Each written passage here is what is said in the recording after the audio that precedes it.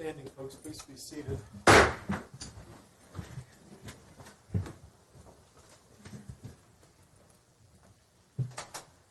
right, Mr. DuPont.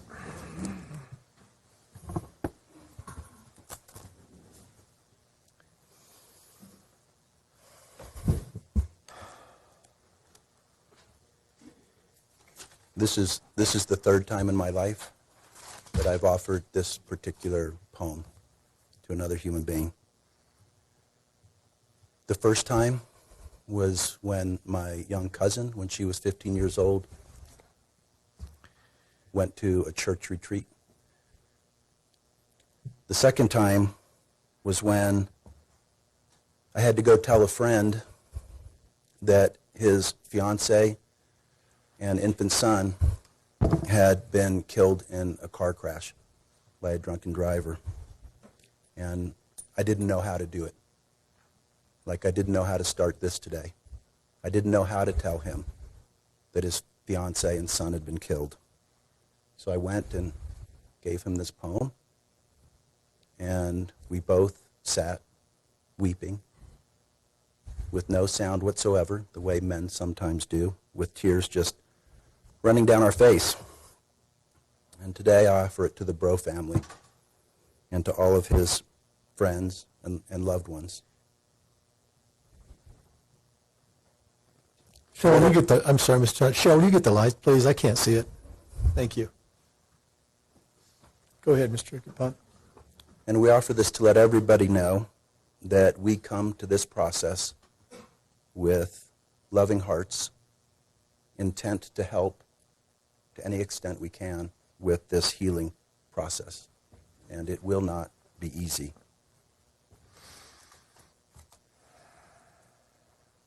We need to begin by acknowledging Colin and the fine young man he was. He was a smart, hard-working kid. And like his mom said, which is in my notes, he was loving, compassionate, kind. He was also fun-loving, well-loved by all of his friends. And he had a close circle of friends. He would do anything for them. They all said so. He was caring and helpful. And he was privileged and elite. He had a promising future ahead of him. Born leader.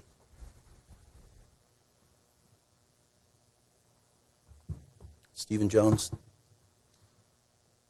also well-loved by an extended family and friends and co-workers. Everybody from all walks of life who talked about Stephen in their letters.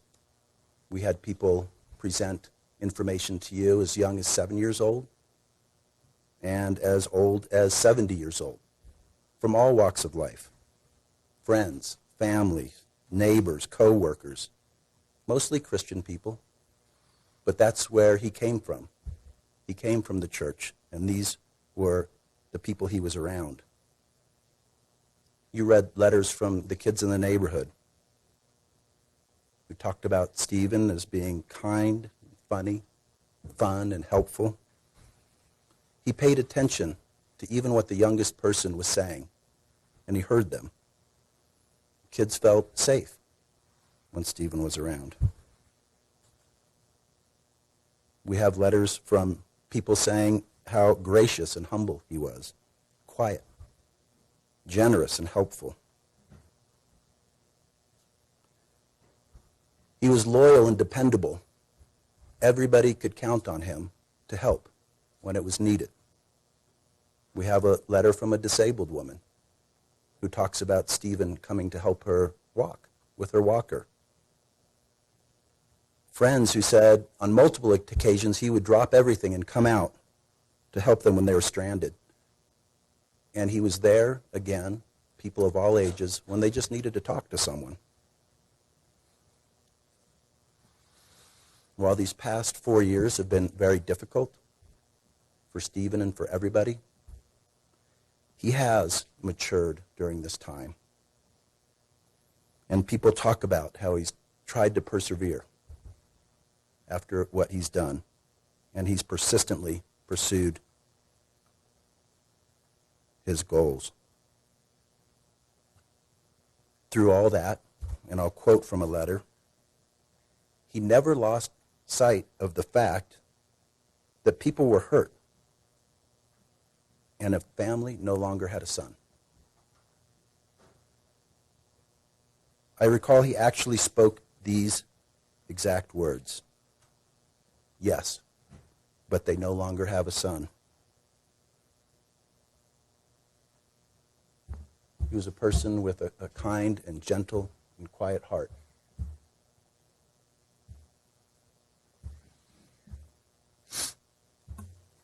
And he came in to the university, Northern Arizona University, as a very young freshman, immature, sheltered.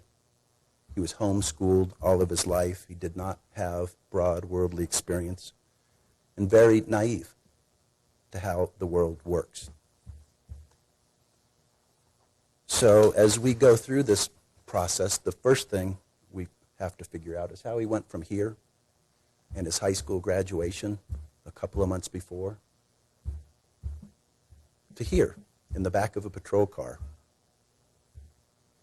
with his friend at the time, who he'd been friends with for 4 weeks, calling the police to report what was happening to Stephen.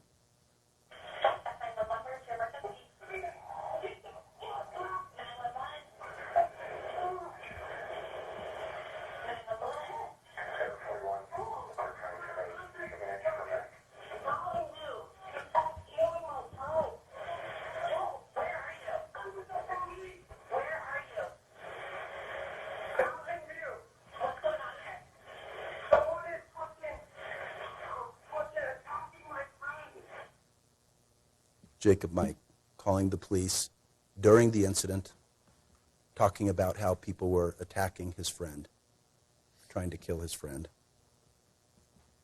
Now, we're never going to get from here back to where we started.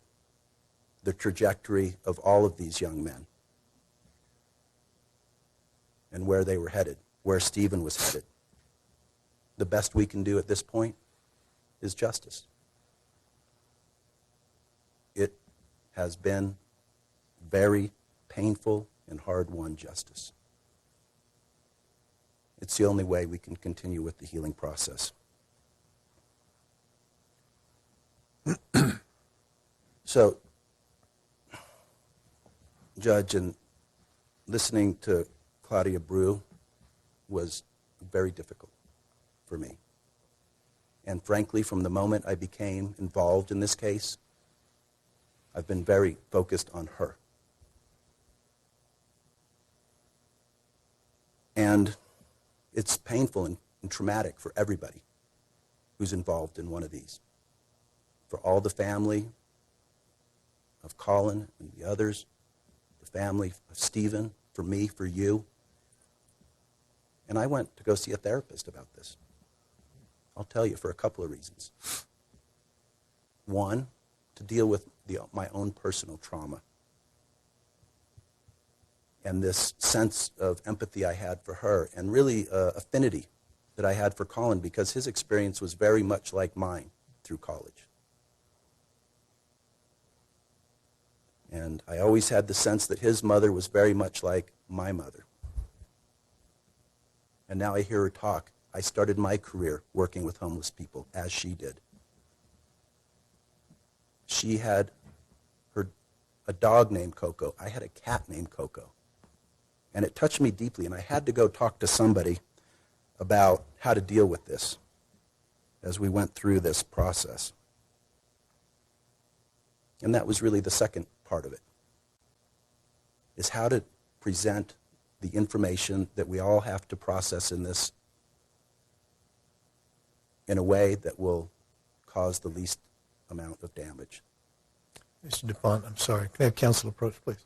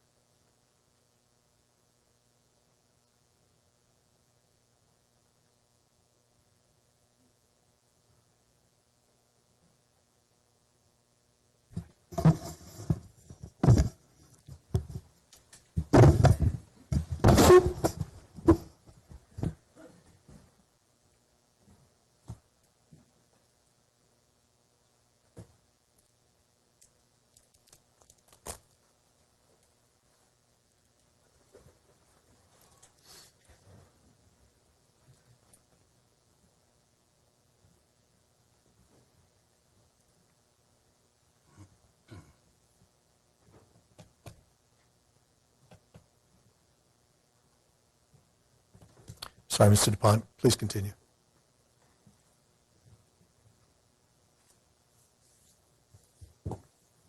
And, Your Honor, I understand it's painful for everyone, and that was the second reason I went to speak with a therapist, again, to try to make this as painless as possible and as respectful as possible. And I went to a person who's been a friend of mine for many, many years.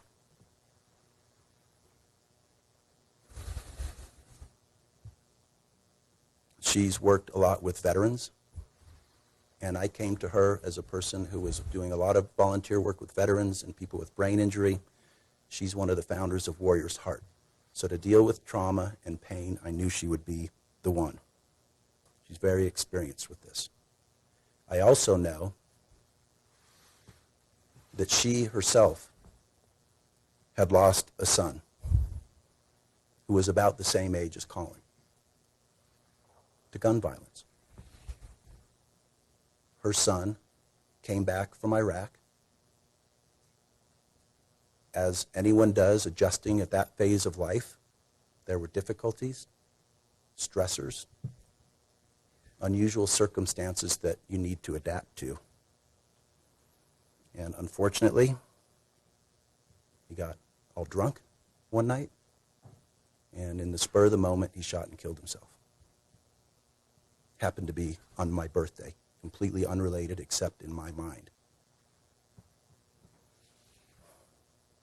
And as I was talking to her about this process and the healing process, and her as a mother who'd lost someone to very quick gun violence, asking her how to talk about it to the mother, she told me something very interesting about her own process. She said, and I'll quote, "At some point, I had to accept that he had some role in his own death." She said she thinks of it like a pie chart. And one small slice of that pie, of what caused his death, was his own responsibility. And that struck me as unusual, since he had done it to himself. But it helped me to understand the process. And what she told me, and what I'm going to try to do today, is that the best way to honor Colin, his mother, his family and friends, is to tell the truth about what happened that day. Tell the whole truth.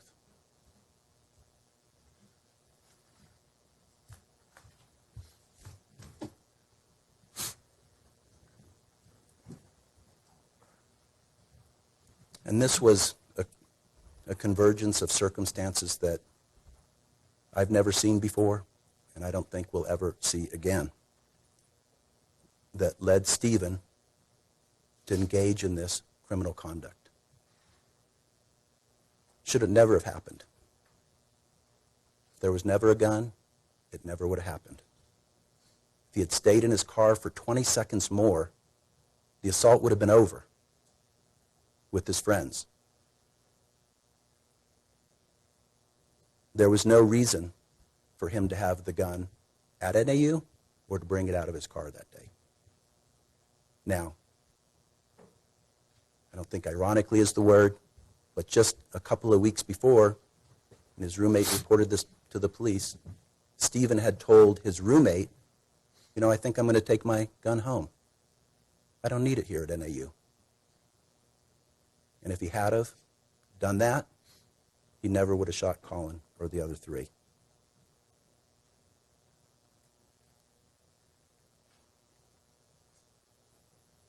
This convergence of circumstances, though, did not involve only Stephen. While he was not justified in what he did, there are reasons for what he did. Again, a convergence of circumstances where we have a group of people who are experiencing the world one way and doing the actions they did for reasons of their own, the people at the courtyard, and we have Stephen, who comes at this from a very different angle. As you know, he was away from home for about 6 weeks, his home where he'd been also schooled And he was very sheltered, again, inexperienced in the world. He'd never been in a fight in his whole life. He'd never even seen a fight in his life, let alone a street fight where there's a whole mob of people involved. From his perspective and the circumstances of his group, he comes in very naive with Shay and Jacob and also Hunter Todd. And what they're doing that night is studying at the library. Anthony Rusk, another young man, was thinking of joining them, but he didn't want to go study, so he wasn't a part of the group. They did what a lot of teenagers do. They went and played video games, Guitar Hero. And then they were going back to their dorm. So Thursday night, that's what they're doing. They're standing in the street, as innocent as can be, waiting for their friend to come back. On the other side of that, we have the fraternity.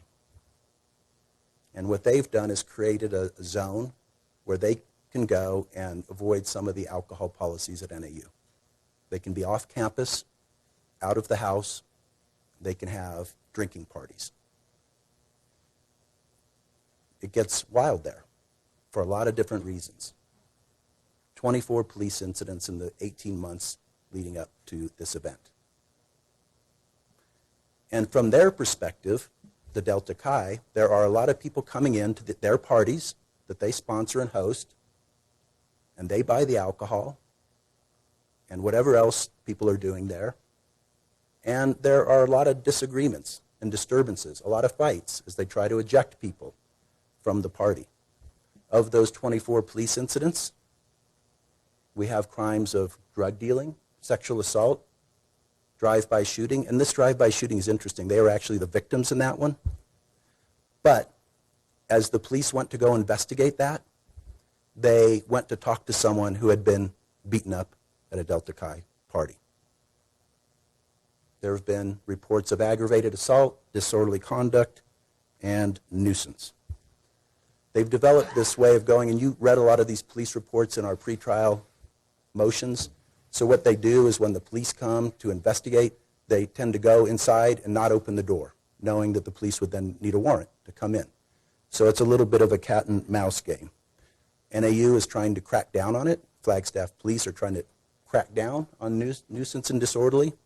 And the group is trying to continue with their college experience, as they know it, of having drinking parties and other kinds of parties. So this fraternity meets the freshmen standing in the street. This was the beginning of the introduction of violent aggression. There was no reason for Stephen and his group to ever imagine they would be the victims of assault. And if it was not for this assault, Stephen would have never thought he needed a gun, as mistaken as he was in that belief. There would have been no shooting that night. They would have all driven back to the dorm, woken up, and continued their college careers. So we have to figure out, and this has been a topic throughout, why? Why did these fraternity members come and attack the freshmen in the street?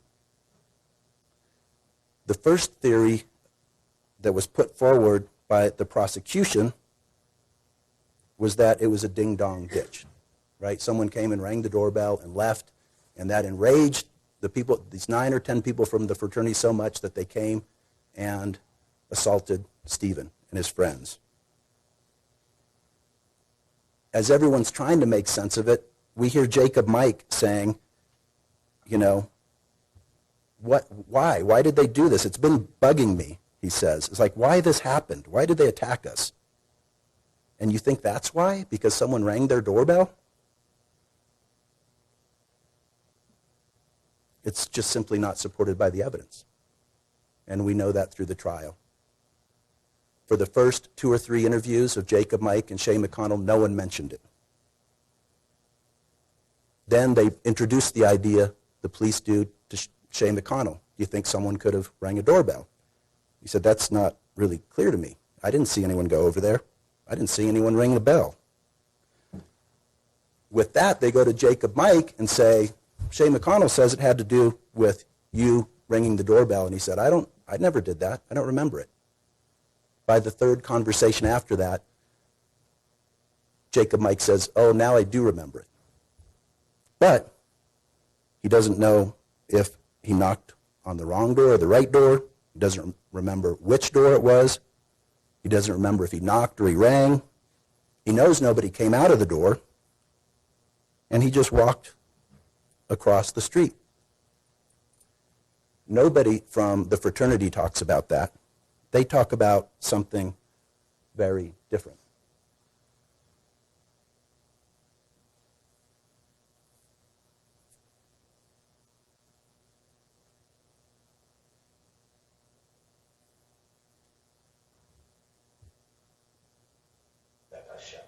They are aggressive kids. They are big dudes. Especially kids have been drinking a little bit. You have to understand, I mean, coming from what you do, I mean, like, people get violent. That's Nick Pletke. He's the guy that later put Stephen in a rear naked choke, talking about his fraternity brothers. They're big and aggressive. When they drink, they get violent. That's as close as we get to the motive for this initial unprovoked attack. People make big mistakes, especially young people, when they've been drinking too much.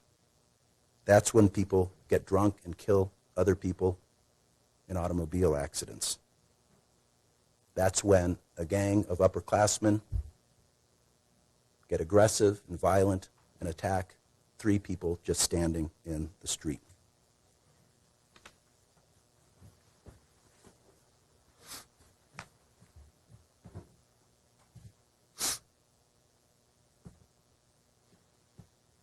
We know there were drugs on board as well.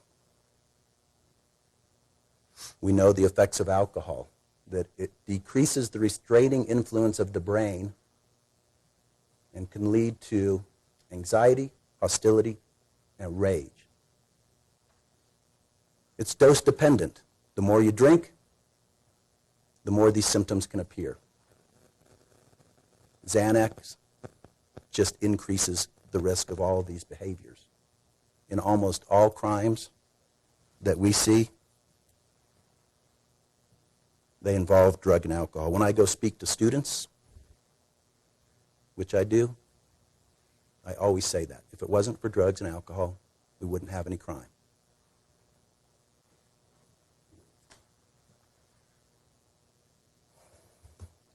We also know that when people take Xanax, there are certain other factors that can increase the effect.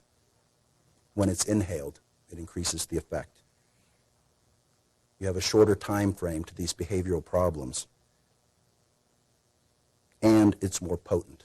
Put that together with alcohol, and it's a bad, bad combination.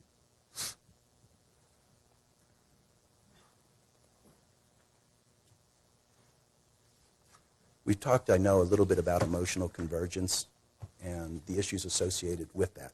It's very important to start out with the idea that emotional convergence and the way peer groups get together and act in accordance with group behavior can be both positive and negative. We see some of the most positive things in society when groups of people, like the fraternity Delta Chi we heard about, doing community service work. That's wonderful, and people adopt the behaviors and emotions of the people around them. They coordinate their thoughts and behaviors. The studies are very clear about that. Mostly when we're talking about dating partners is where we have very specific studies, and college roommates. As an example of this, I'll tell you about a friend I've been to see Phoenix Mercury games with. 73 years old. She's the most mild-mannered person you'd ever meet. You get her in a Phoenix Mercury game, and she is like a raving lunatic. Seriously, spit is flying out of her mouth. I've had an experience with this very similar. and I'm not proud of this. Happened when I was about 18 years old, down in Camp Verde. And I hit another kid so hard that he was out. I knocked him unconscious. I saw his eyes roll back in his head, hit the ground. His friends had to carry him away. He couldn't walk. My friends, their reaction, they cheered wildly. The next day, we had film of this. It was on film too. The next day, they played that clip again and again. More cheering. It was in a football game. That's the way we behaved. We've often heard people say it's the nicest guy in the world till you get him on a football field. It's a cliche, but it's true. Coordinated thoughts and behaviors of relationship partners. When I was on that football team, this is the way I behaved.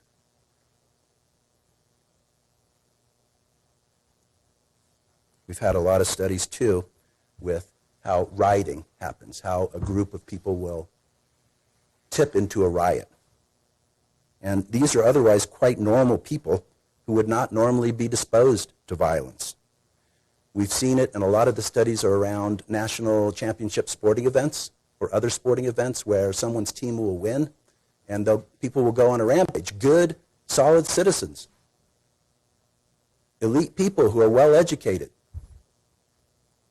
And in studying that, they came to understand that it was a social process, a convergence of circumstances, where people did things in reaction to and in combination with the people around them. There are different factors that can enhance this dynamic. The environment people are in, stress, drugs and alcohol, or quite simply just being young. They all contribute to this effect of emotional convergence. And that's very much what happened that night. We see emotional convergence most immediately with two emotions, fear and anger.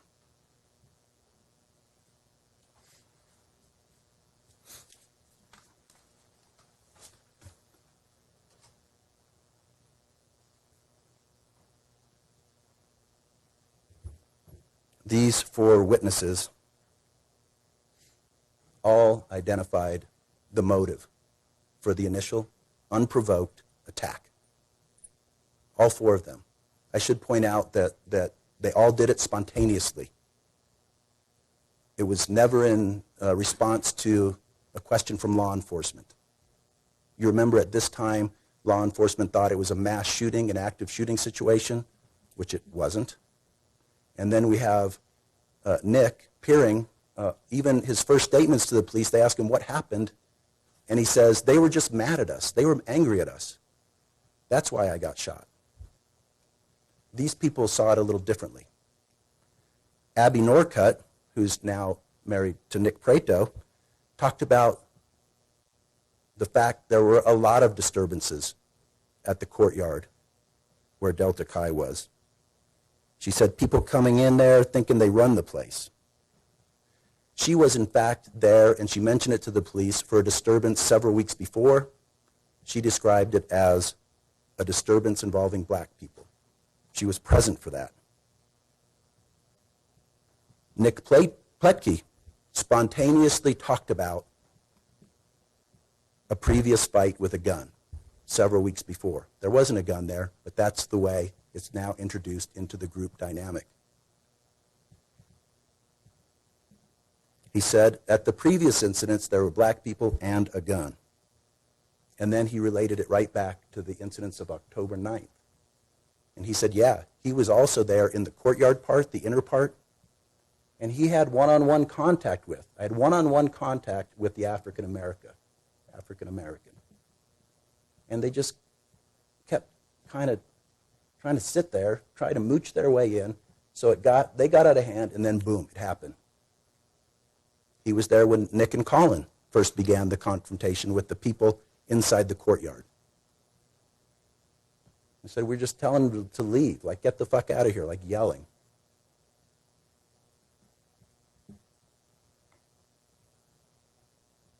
I'm not talking about tonight, but I'm talking about in the past. Samuel Kingery. At that specific site, the courtyard, I mean, I don't know if that's how you guys know it by, but the courtyard is where it's kind of across, do you know what I'm talking about? The courtyard? The courtyard dorms, are you talking The about court, those? okay, so there's Mount View where everything happened, right? And then right across the street, there's like a little apartment complex with there's a courtyard in the middle.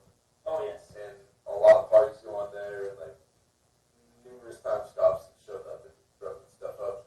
But in the past, there has been times where people have pulled guns and stuff. And I mean, it's happened like twice. I've been there at those times, but I've heard stories and whatnot. But like, I mean, you know, saying just this has happened before. At the courtyard, which is very close to Mount View, and there was pulled guns before. You know, who's pulled guns before, maybe perhaps? Definitely not anyone in our fraternity or anyone that we know. Not trying to be racist, but there have been black people I've been told that have been threatened, like, got a little altercation and they threatened to pull out guns and they have pulled out guns and whatnot.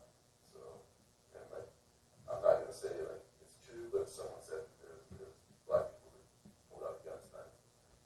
Yeah, I don't know. Yeah, I'm not going to say that because I honestly don't know. I literally just saw shadows, and that's all I saw. So, Well, I'm asking, you don't know anyone specific. no, definitely not. No. Do you know about how long ago those incidents were when someone pulled out? Honestly, not that long ago. Do you have any guess? Was it like week 6 now in school? Maybe 3 weeks ago? No, man. Yeah, honestly, it wasn't that far. Wasn't that long ago. Now they pulled these guns and was always before guns. Yeah, definitely. There was guns pulled in the courtyard. There was fights. I know people have got bottles broken over their head. Like the same altercation.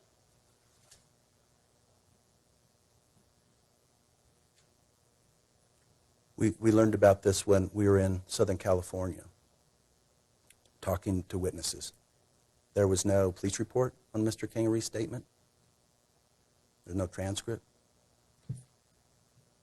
There was this video clip, this audio clip from him talking about everybody thought there were black people in the courtyard on October 9th, and they got worked up about it because of prior incidents. Had nothing to do with Stephen.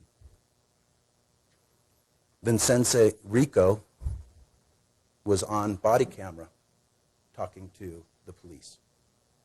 And he said basically the same thing. There was a previous incident with a gun involving black people. He was right outside the first apartment there where Colin and everyone lived. And he, in fact, even pointed at an apartment that's right next door to the courtyard.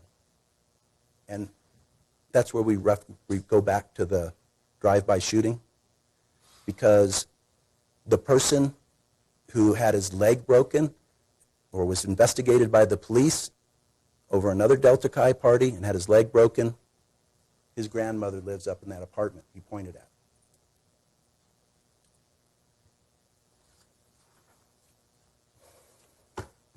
So through our investigation and the hard work of Rich Robertson and his team, we found out about the incident.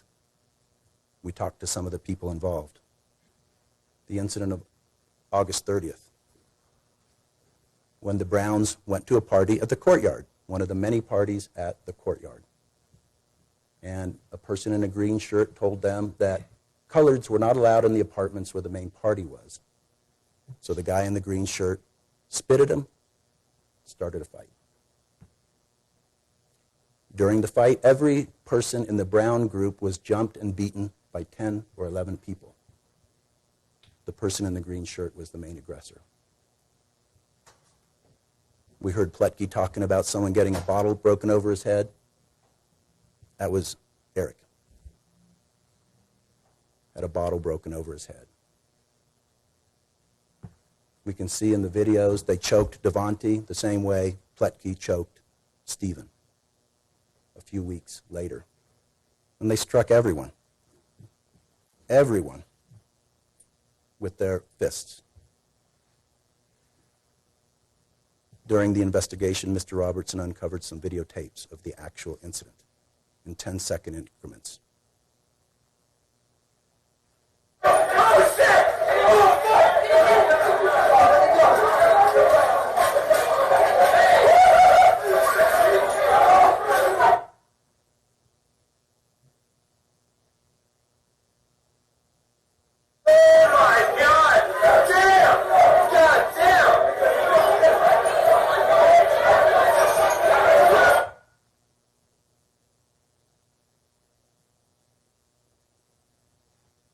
That's what we call a rear naked choke, right there.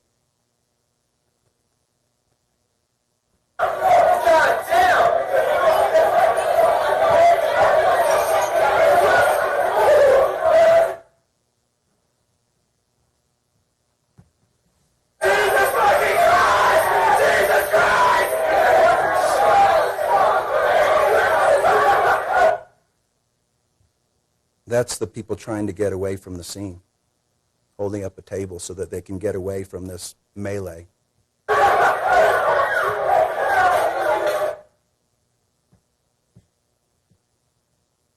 And this is the person of interest, the person in the green shirt. As you know from our prior pleadings, we had this sent to one of the foremost audio-video experts in the country, Brian Neumeister, who attempted to clarify it. Very spotty. It came to a phone and then was uploaded to Snapchat. And we started to try and figure out who that was. Is this still happening, by the way? It's still happening. Steve-O, it's still happening. This is still... Oh, sorry.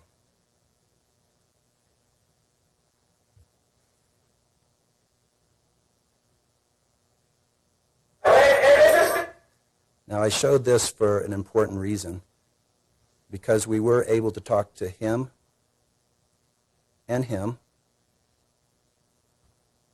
to help us identify him, the person in the green shirt.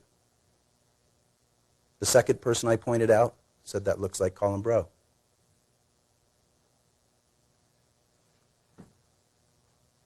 So as we were trying to clarify the video and the images, somebody noticed this marking on the forearm. It might be a band of some kind. They did some negative photography and saw that it is, in fact, some type of band on the wrist. So this person here is Colin. This person is Michael, and you can't really see it, but he's got a brace on his wrist right here. And this is September 9th, 10 days later. So he may have been involved in that melee as well.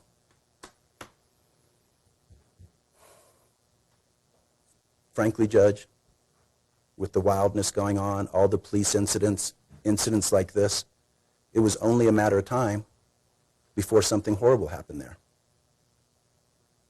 When you break a bottle over someone's head, that can cause horrible and catastrophic injuries.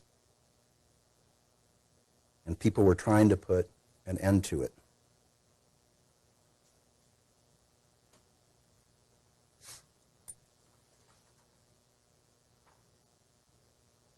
So here are the freshmen just standing in the street, and at least 9 people come running out of there and participate in the confrontation and the assault. They're drunk. They're on drugs. They're conditioned to violence, to excluding other people.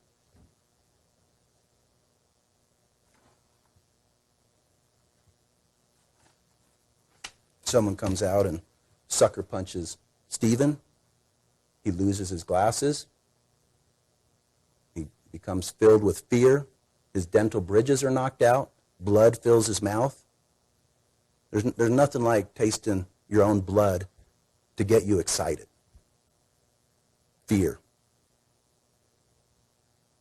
Now, it's just a total melee at that point. Nick Acevedo, in his statement to the police, identified Nick Prado as the person who punched Stephen. Austin Contreras, the one who admitted to doing a sucker punch, says he punched a blonde kid. And Stephen is obviously not blonde.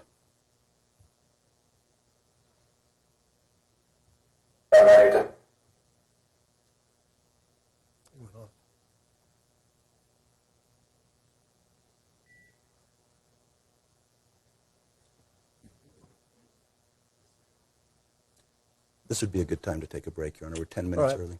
You know what? Why don't we go ahead and break for lunch? We'll do that. We'll go ahead and stand at recess till 1:30. All right.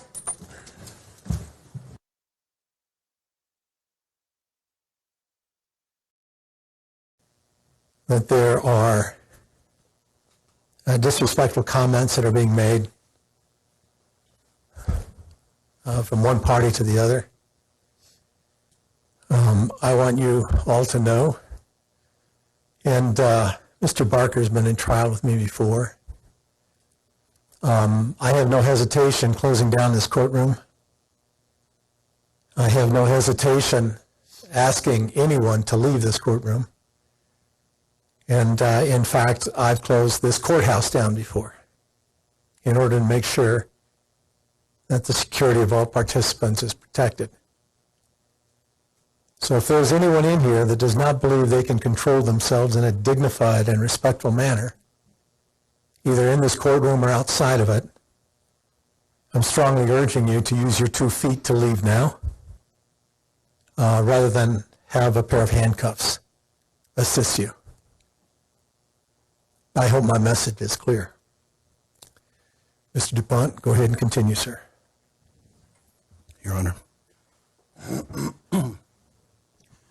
When we broke for lunch, I was talking a little bit about the circumstances of the introduction of violence into this situation and the initial sucker punch.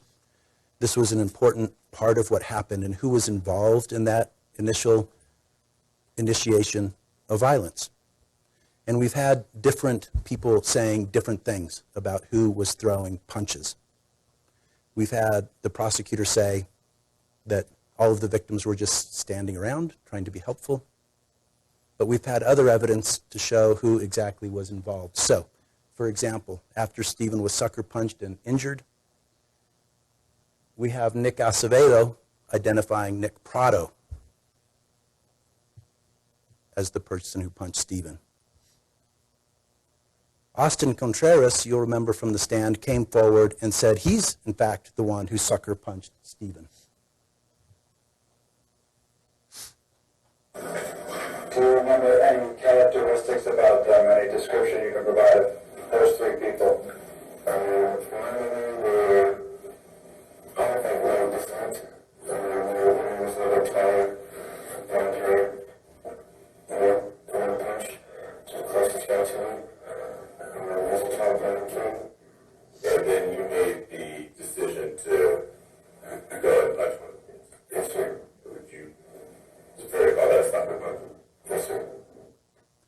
So, Your Honor, it was a poor quality video. We took it from the internet, from the trial coverage. But what he said is all the kids were of white descent. He went up to the blonde kid and punched him, and that it was a sucker punch. We know Stephen was not the blonde kid. We also know that Jacob Mike described someone trying to punch him, and so that may have been Austin Contreras. We don't know.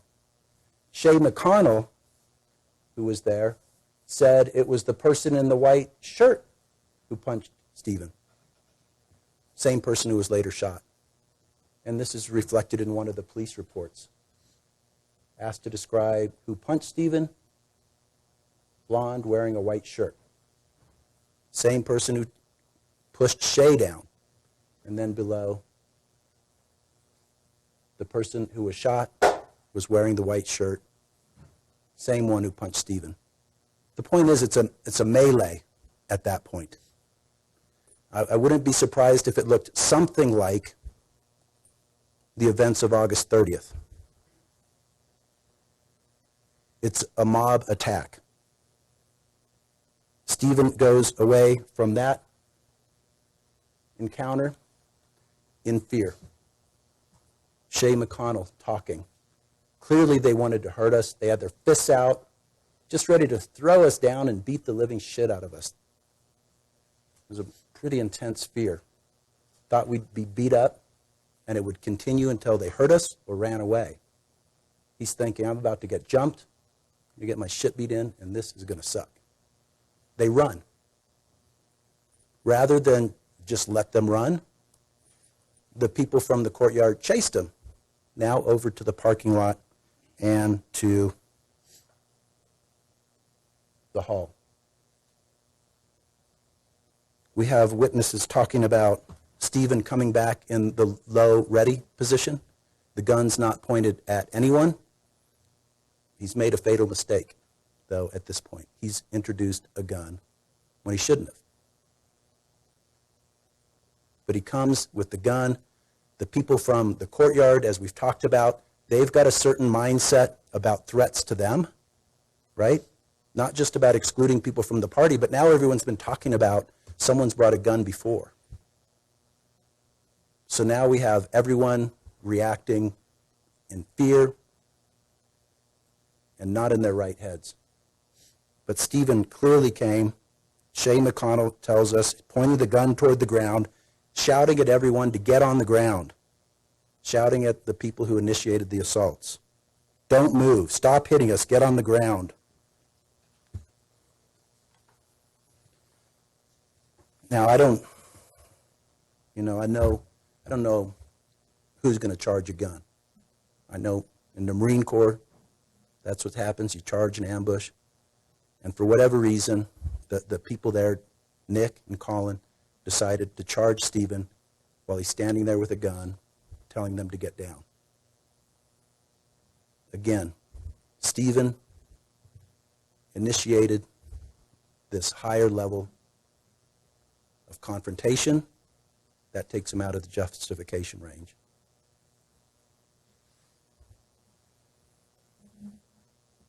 Mickey Schollard, the person who seemed to be the calmest through all this, that we saw in the video rendering aid to Nick Peering.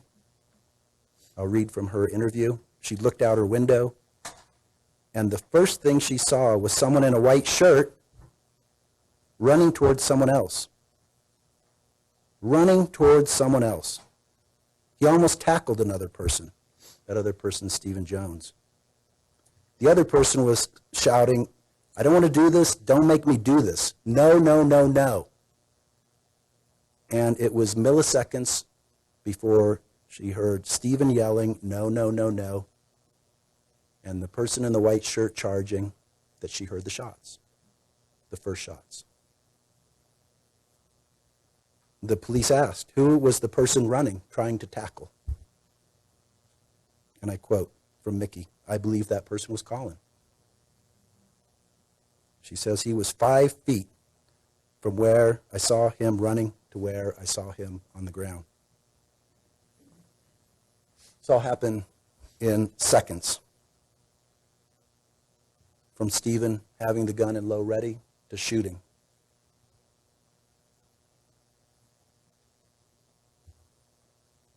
Nick Prado gives us the sequence of the gunshots that are repeated by a lot of different witnesses.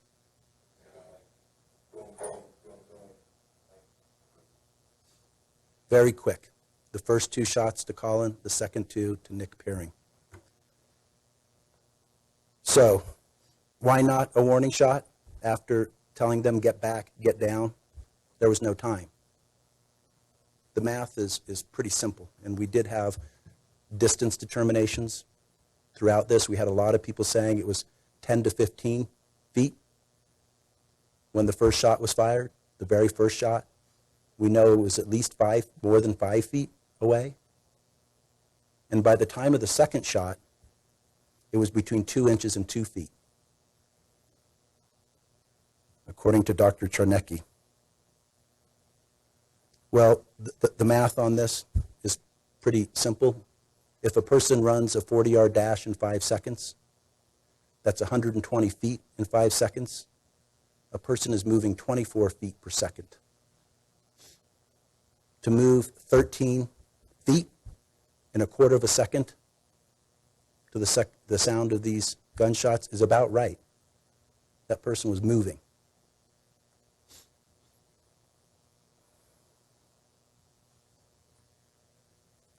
So, the second shots at Nick Peering, what was he doing? He was also running at Stephen. He goes out to the parking lot.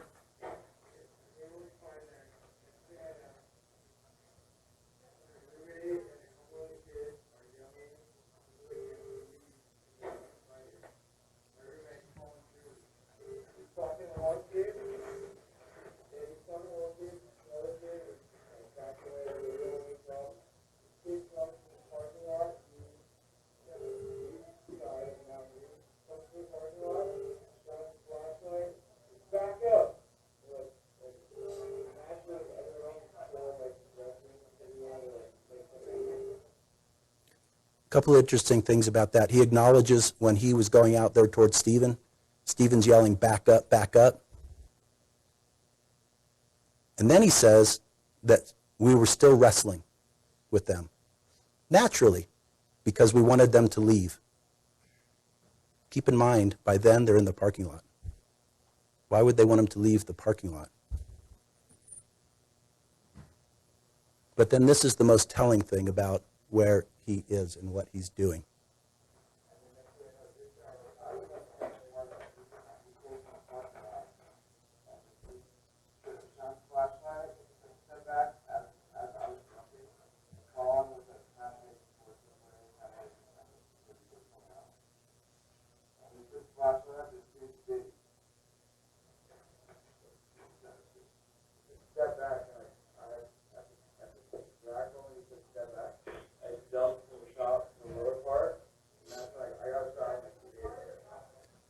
I bring this up because at trial he talked about seeing Colin get shot and go down and then deciding to jump over the bush to help, to be a helper. But this was his first interview right after it happened, and that's not what happened. He jumped and went towards Stephen when Stephen said, "Get back." And after the first shots, Stephen reholsters the gun. He puts it in the back here. And he goes to render aid.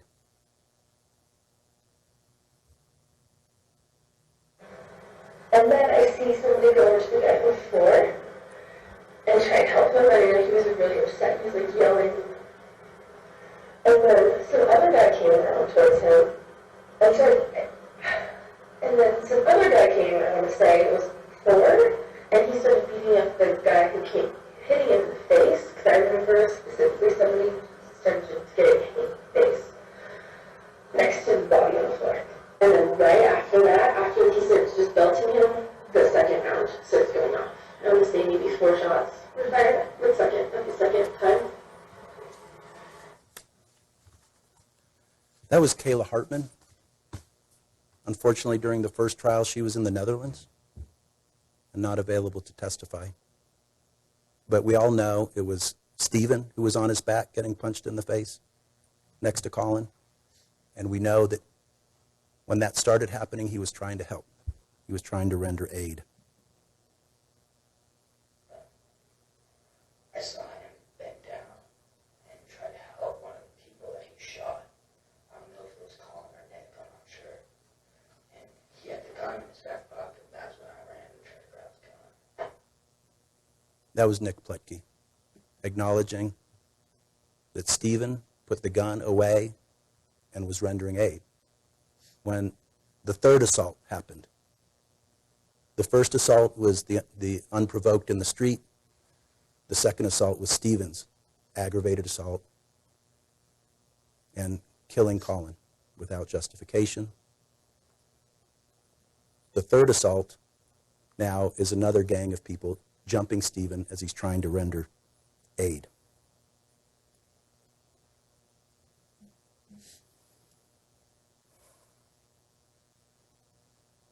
So this is Nick Pletke. He goes on. Once the gun is put away, he's vulnerable. Yeah, we pushed him. He and Zach Volpo, yeah, they did that. He tried to grab the gun. He put him in a headlock. Put him in a rear naked choke is what he did. A couple of guys started punching him. They're trying to knock him out. He fell to the ground, or at the very least, he hit his head. So he's had his head hit into the pavement. When he fires again, the weapon.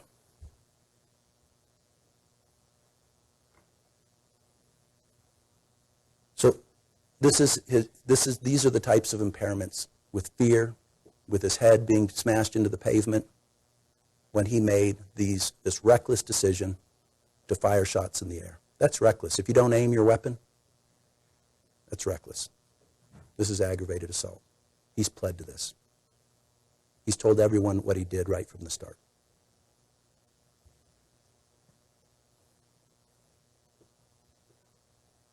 So while the prosecutor in their pleadings, and they may try to do it again, tries to make it sound like all the victims were just standing around being helpful, they were all involved in this. Okay, and were all the people that were shot involved, or were they just bystanders? Or? Everyone was coming onto us. Okay. I was in the middle, actually. All right.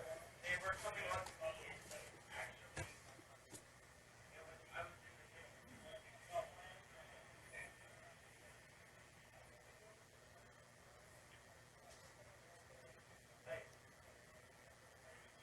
I remember he put the gun down and they were actually like, someone was screaming like they're killing me, and I thought it was sort of bad, but it was actually he's a witness.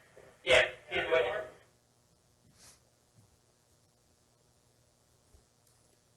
So we've had a troubling dynamic in this case, finding out exactly what happened. And that's when the prosecutor, to this day, in sentencing, makes statements like this. This is a direct quote from his pleading.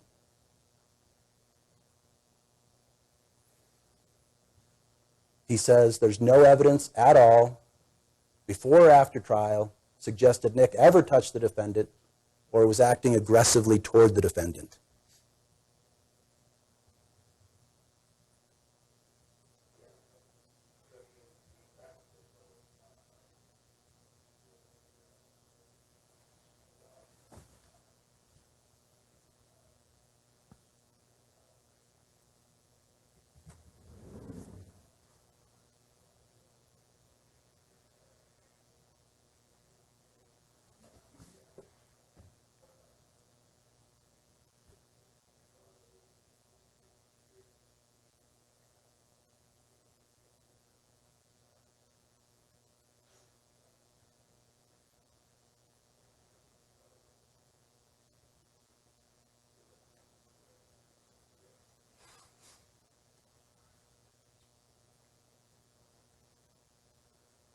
Could you hear that, Judge? Let me just shut this down and see if it's on my end.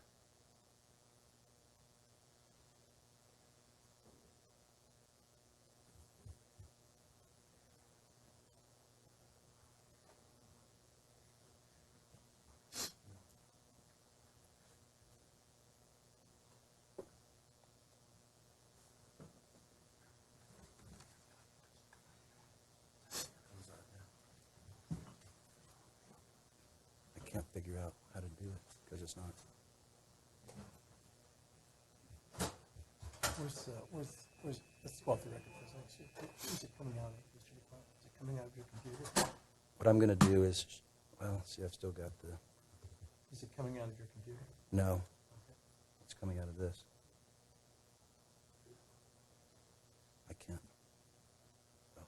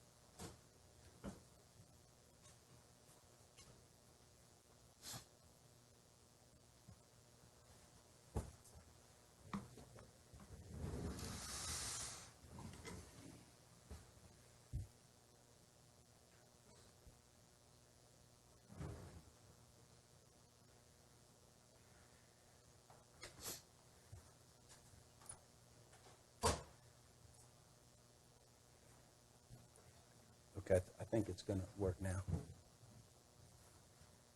All right. So again, Let's give it a try. this is right after the prosecutor says no evidence at all that Nick Prado does this. This is Nick Acevedo, his initial interview.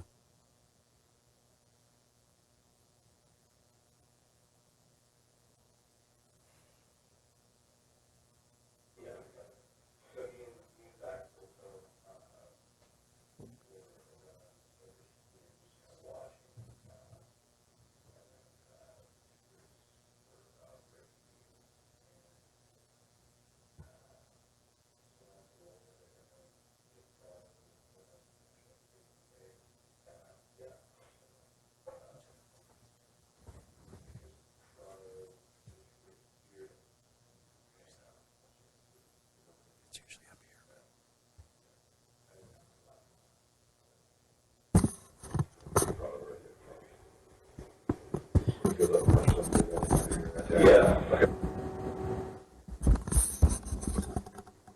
Did you hear it, Judge?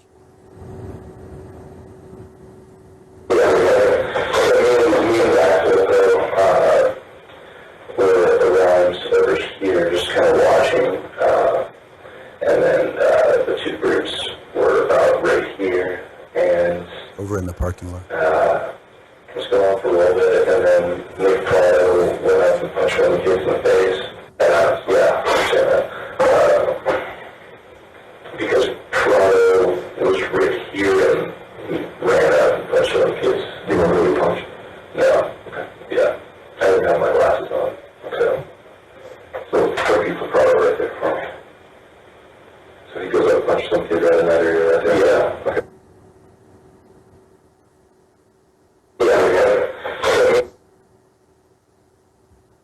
The closest Nick Prado can get to admitting this is talking about when he was in the vicinity and Stephen has been beaten down.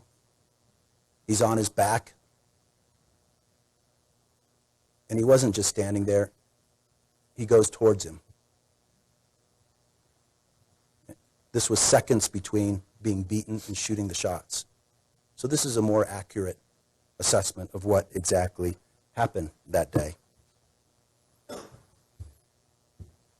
And Mr. Zentek, likewise, very sympathetic that he was shot. Part of the story has been that he was just shot in the back, running away. At trial, you know, it came out that his blood was very close to the scene. He wasn't as far away as he thought he was. And the prosecutor, though, says that there was no reasonable explanation for why or how he shot Kyle in the back. Well, we know he was being beaten and choked on the ground at the time he fired those shots, and that he fired without aiming. He's still criminally responsible, but this is not an intentional act of shooting someone in the back as they're running away.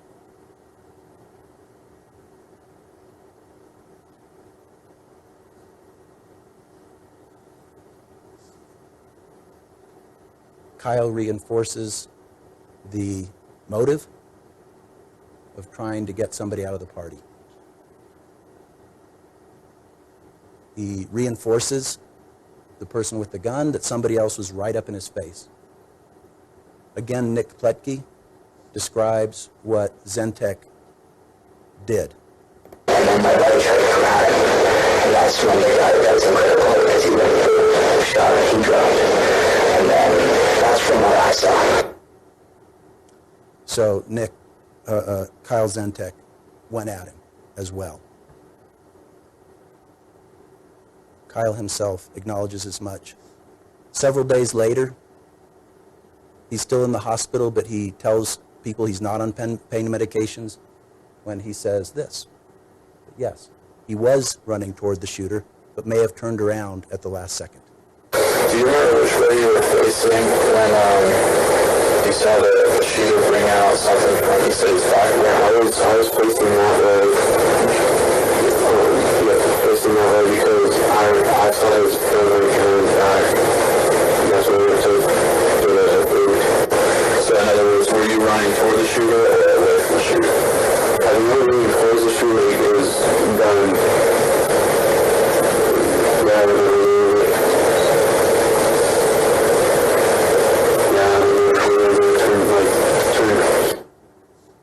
his gun that was tucked in his pants by then.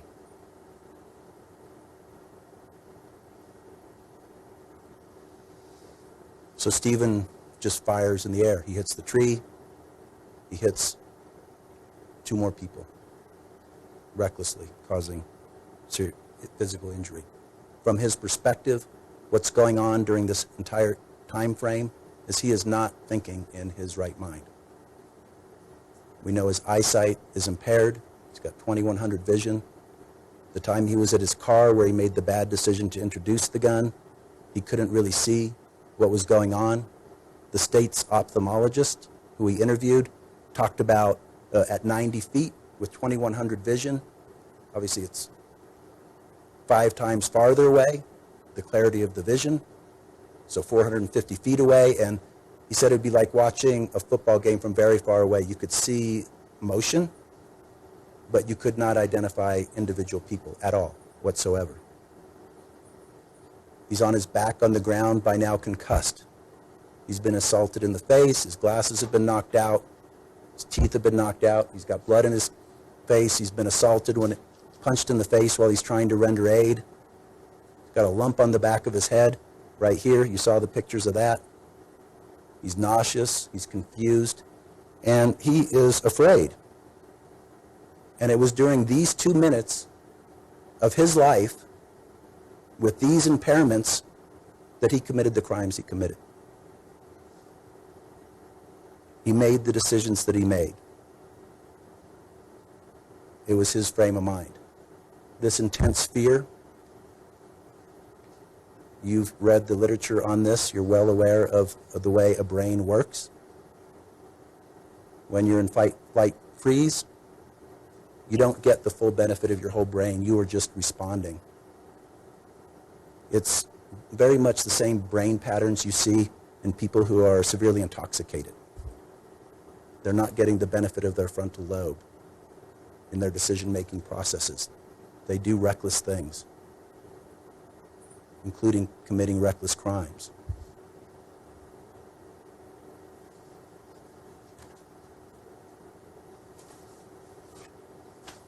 As he's being beaten and stomped, he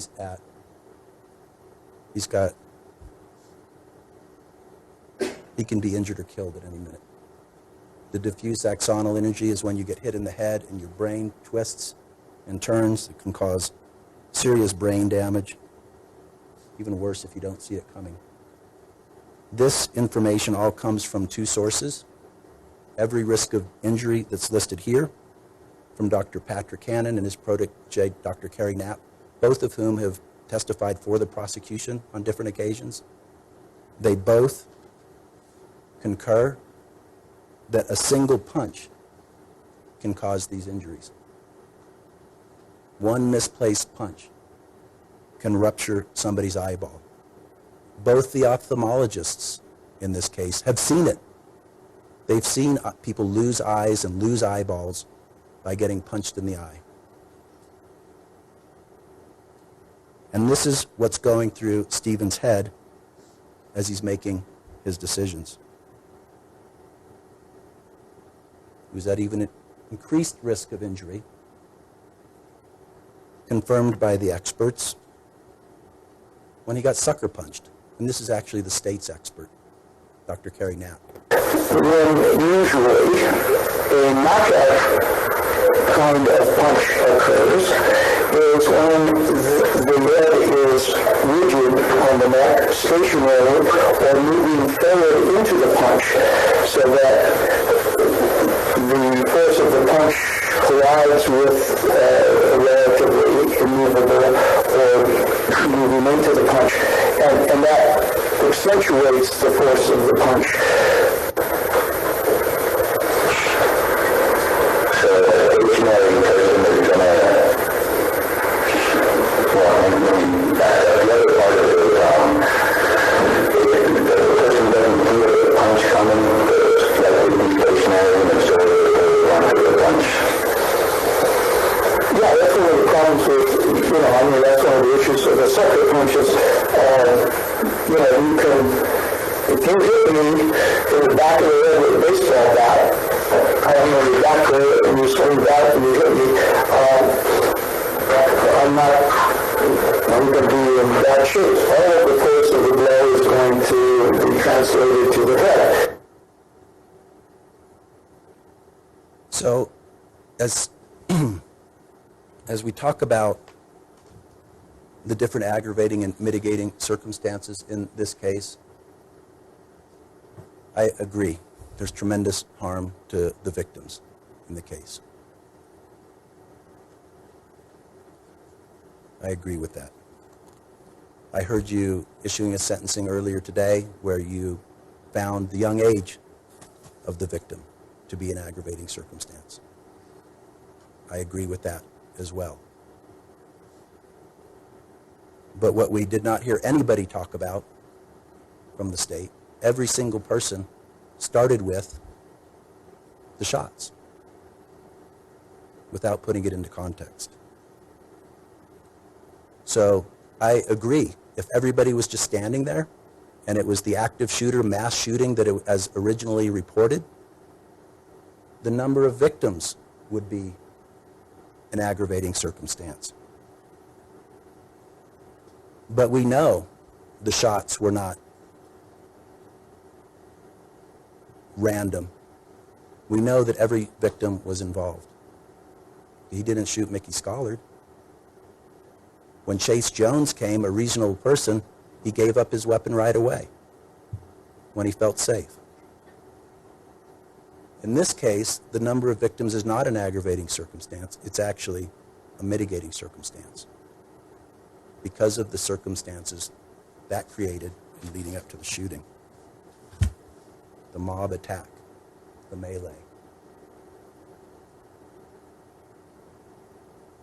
And this mitigating circumstance is well established. The conduct of the victim that substantially contributed to provoking the offensive behavior. So the courts, and it's written right into the sentencing guidelines for federal court, look at these different factors: the size, strength, and number of victims engaging in misconduct.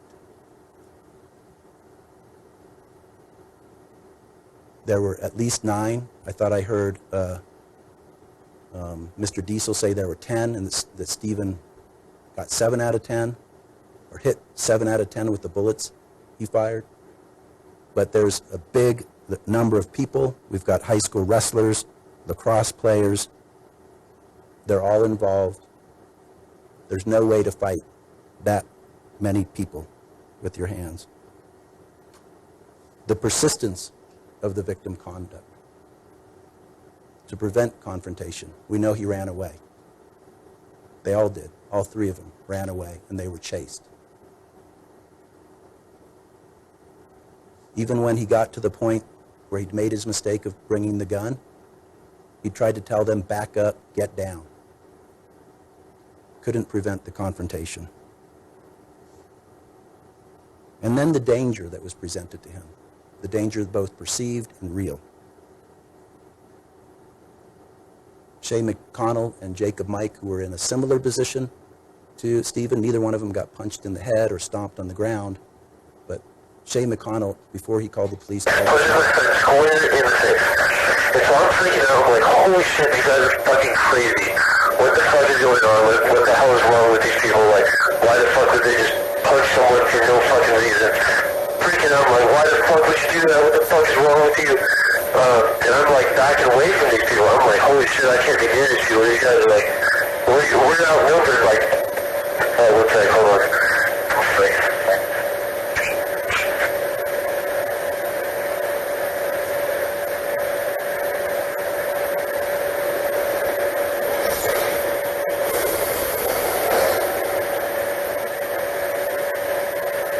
Saying he got punched by.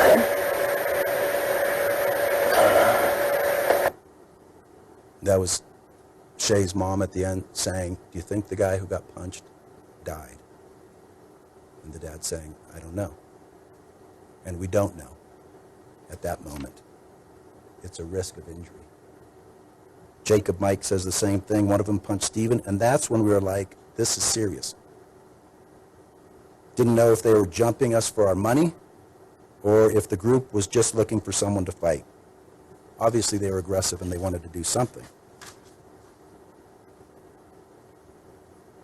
The danger actually presented, we've talked about Doctors Hannon and Knapp. The danger in those 1 or 2 seconds between Colin reaching Stephen, of him taking the gun when he's out of control on alcohol and drugs.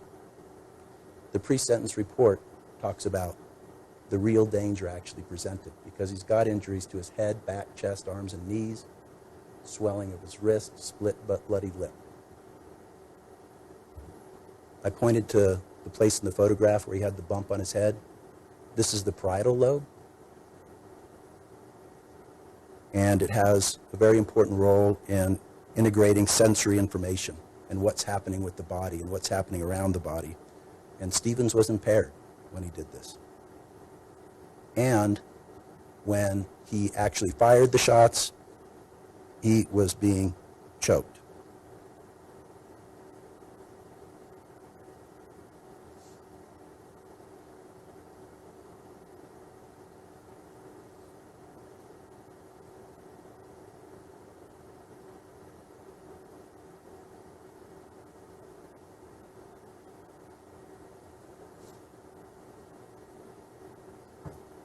The risk of death and unconsciousness is so severe, the police department has special policies about any time they use a carotid restraint technique, which is different from a rear naked choke. All they do is cut off the blood supply, rendering someone unconscious or unable to fight back, but there's a high risk of death. People need to be specially trained. If they ever do institute it, policy says they need to get emergency medical personnel there right away to evaluate.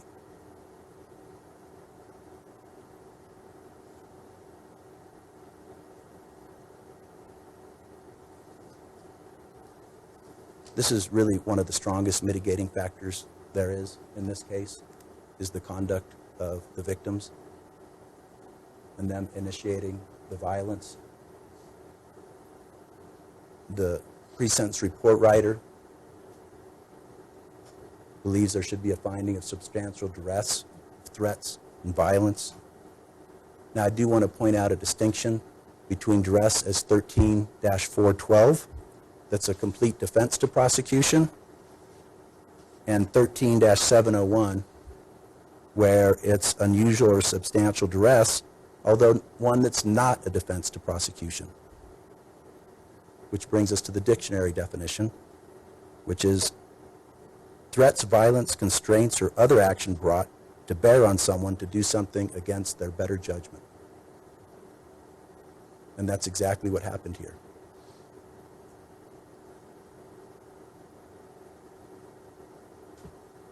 He was substantially impaired when he made these decisions. A head injury and a choking injury and his fear-flight response. He cooperated during the investigation. He's had exemplary conduct during these last 4 years. And it's really the same way he conducted himself before these 4 years on supervised release. He's never had any convictions before for anything. You would expect he would never again in the future. There's something that's not here that I do want to mention after hearing from people today, and those are the collateral consequences he's going to suffer from this conviction. They've already started to some extent. He's notorious. He's received death threats online. The family has received death threats. He's been unable to get good employment, continue his education. He'd always wanted to be in the military. That's gone. He'll never be a professional. He should have been. He's smart enough to be. He's got the temperament to be. It's going to be hard for him to get housing. It just goes on and on. When he does get out, and even up to leading this, his family ties and community support are very strong. That's where he'll be going back. He comes from an Arizona family. His parents are lifelong careers to public service, first in the military, both of them, and then in the public trust in the energy sector, which is where they are now, and which is where Stephen might have been with his intellect. He's got a very good character. We started out talking about Colin's good character and Stephen's. And at the time, he was very young, exceptionally young, because he had not had the life experiences that even a lot of 18-year-olds have. And of course, remorse, his extreme remorse about what he did. Never imagined he'd ever shoot another human being, let alone kill somebody. From the pre-sentence report. Please just go help the others.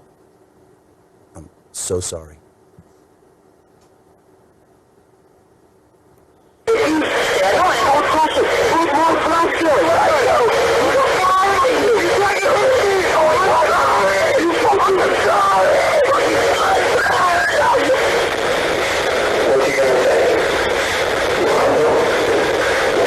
Sorry.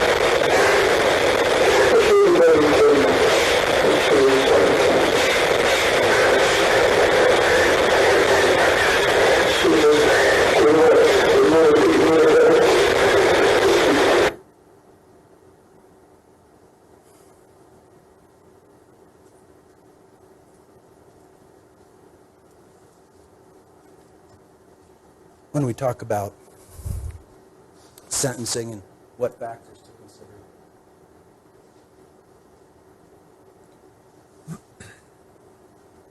And the very important job you have to do in deciding this case, I can't help but think one of the factors that has to be in your head is deterrence, right? How do you make sure nothing like this ever happens again?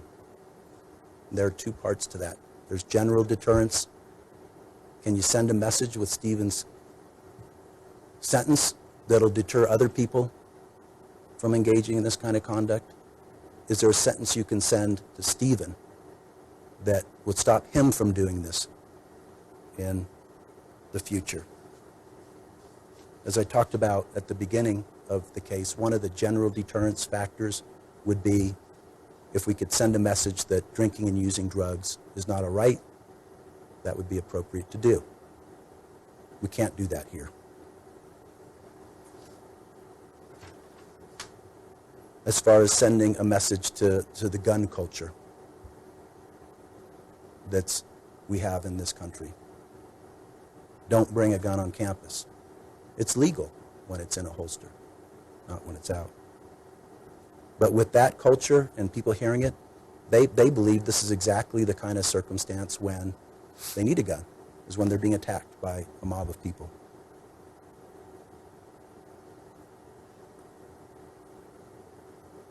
And with Stephen himself, there's nothing you need to do to make sure he never does it again. He's never done it before.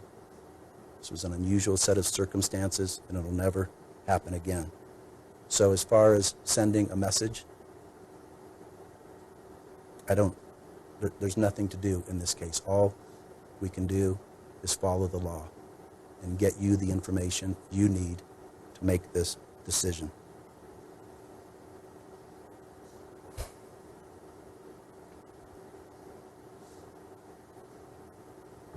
There's so much mitigation in this case. And when we weigh it, it substantially outweighs the aggravation. And I've thought about this a lot on count one in particular.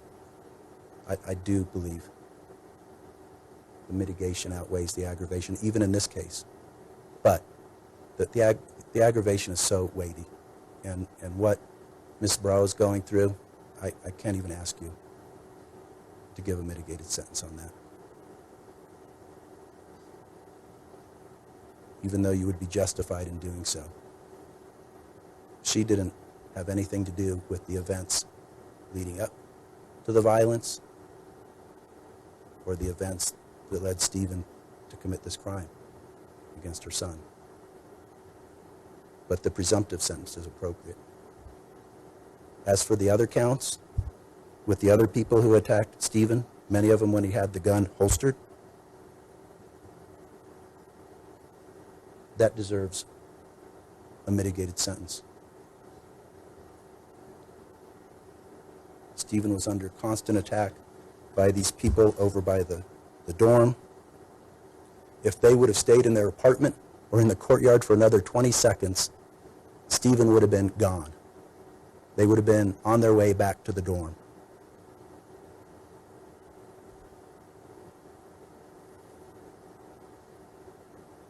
I understand we're never going to get back to where we were. It's a tragic loss for everybody's family.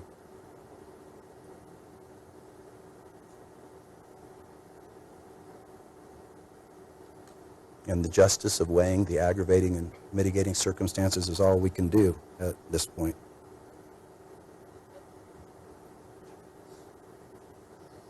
And I've been coming here to this community for a long time and using the facilities at NAU for a long time.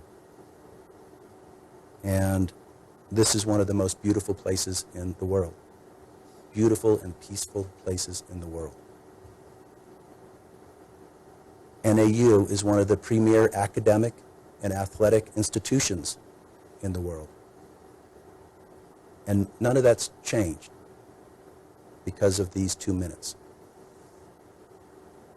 There's good people wherever you go in this town. There's good people in this whole courtroom. Everyone involved with this are good people. As we go forth from today's proceeding, all of us are going to carry each other in our hearts. We're going to carry Colin in our heart and Stephen in our heart. Right now, I understand many people are carrying Stephen in a very hateful place in their heart. There's no way to console the inconsolable, not with a sentence. Some people are consoled and heal with no time. Some, the death penalty won't do it.